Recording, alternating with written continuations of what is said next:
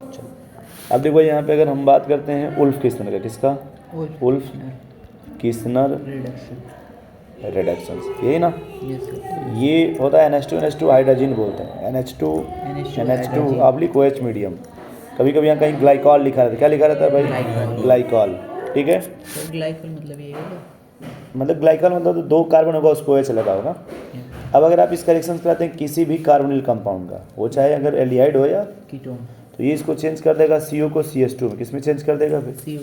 CH2 में। अब ये होता है कि पूछा जाता है कि भाई आप ये जो काम कर रहे हैं सेम यही काम तो क्लीमेंसन भी करता है, फिर इसका क्या रिक्वायरमेंट है? समझ रहे हैं आप? तो अब यहाँ पे डिफरेंस ये होता है कि मान लीजिए कहीं पे लिखा हो CH3 C double bond O, तो ये मान लीजिए CH2 और यहाँ पे लिखा हो Cl। यदि आपने यहाँ यूज किया क्लीमेंसन रिडक्शंस, कौन सा? और इधर आपने लिखा उल्फ किस्नर रिडक्शंस, समझ पा रहे हैं आप? तो जो क्लीमेंसन होता है वो एसिडिक मीडियम में काम करता है। वो किस में काम करता है? Acidic medium. और जो उल्फ किस्नर होता है वो बेसिक मीडियम में काम करता है। ये समझ रहे हैं? तो अगर आप यहाँ पे एसिडिक मतलब आपने HCl यूज किया है, तो ये HCl इससे रिएक्शन नहीं करेगा, क्योंकि ये भी एसिड है, ये भी Cl है ना, तो ये इससे रिएक्शन नहीं करेगा। बट हाँ, ये क्या करेगा, ये जो यहाँ पे ये है, ये इसको चेंज कर देगा। इसको किस में चेंज करेगा स्थिति? CH2 में। तो क्या हम इसको देखिए ऐसे लिख सकते हैं पहले CH3 CH2 CH2 Cl। तो सिर्फ आपने CO को चेंज कर दिया किस में? CH2। Cl वैसे ही रहा। ये मतलब है क्लीमेंसन रिडक्शंस का।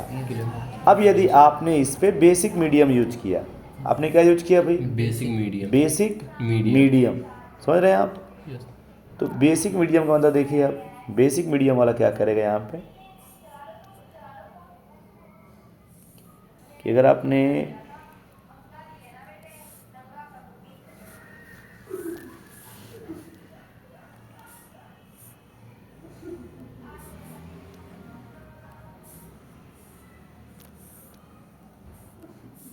चलिए देखिए, अब देखिए आप बेसिक का क्या मतलब है। अगर आपने बेसिक यूज किया, बेसिक मतलब आपने यूज किया सोडियम हाइड्रोक्साइड, है ना? तो ये 2 काम करेगा। एक तो ये जो ग्रुप आपने यूज किया यहाँ तो काम करेगा ही करेगा, साथ में इसको हटा देगा यहाँ से और यहाँ OH लगा देगा। तो ध्यान सुनिए, ये किस में चेंज हो जाएगा पहले? CH3 CH2 CH2 और ये किस में चेंज हो गया? OH। तो अब देखिए यहाँ पे ये अल्कोहल बन गया। और इस अगर आप यही क्लीमेंसन यूज करते तो CH3 CH2 CH2 Cl बनता। ये दोनों में डिफरेंस है, क्योंकि क्लीमेंसन एसिडिक मीडियम में काम करता है तो वो इस Cl को नहीं हटा पाएगा। तो अगर आप Cl को रखना चाहते हैं, सिर्फ इसको चेंज करना चाहते हैं, तो आप क्लीमेंसन यूज करेंगे। यदि आप इसको हटाना चाहते हैं, इसको अल्कोहल में बनाना चाहते हैं अल्कोहल, और इसको भी हटाना चाहते हैं दोनों को, तब आप उल्फ किस्नर यूज करेंगे।